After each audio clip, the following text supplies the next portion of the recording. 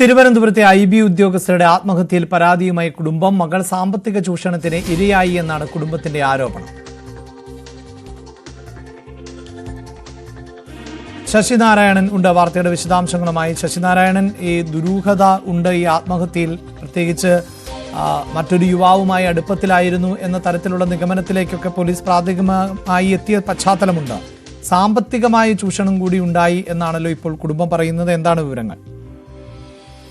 പക്ഷേ മേഘയെ സാമ്പത്തികമായി സുഹൃത്ത് ചൂഷണം ചെയ്തു എന്നുള്ളതാണ് ഇപ്പോൾ പിതാവ് ആരോപിക്കുന്നത്.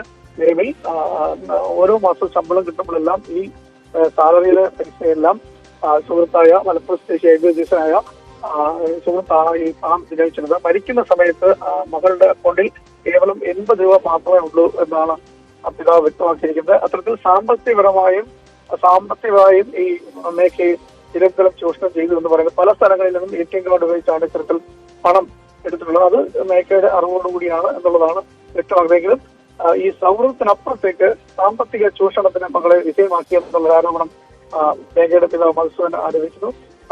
നേരത്തെ ആത്മഹത്യക്ക് ഉണ്ടാകുന്ന കാരണങ്ങൾ അവർ തമ്മിൽ സൗഹൃദമുണ്ടായിരുന്നു, പ്രണയമായിരുന്നു എന്നുള്ള കാര്യങ്ങളൊക്കെ നേരത്തെ കുടുംബം അംഗീകരിക്കുകയും ഒപ്പം പങ്കുവെക്കുകയും ചെയ്തു. പക്ഷെ ഇത്തരത്തിൽ സാമ്പത്തികമായ ചൂഷണം ഇപ്പോഴാണ് അറിയുന്നത്.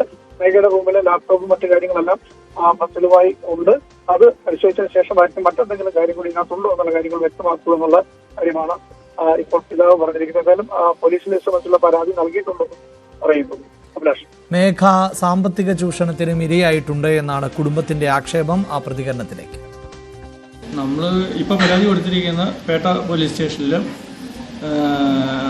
പിന്നെ ADGP മനോജ് അബ്രാസ് സാറിന് പരാതി കൊടുത്തിട്ടുണ്ട്. FRRO തിരുവനന്തപുരം IBയുടെ ഓഫീസിൽ പരാതി കൊടുത്തിട്ടുണ്ട്.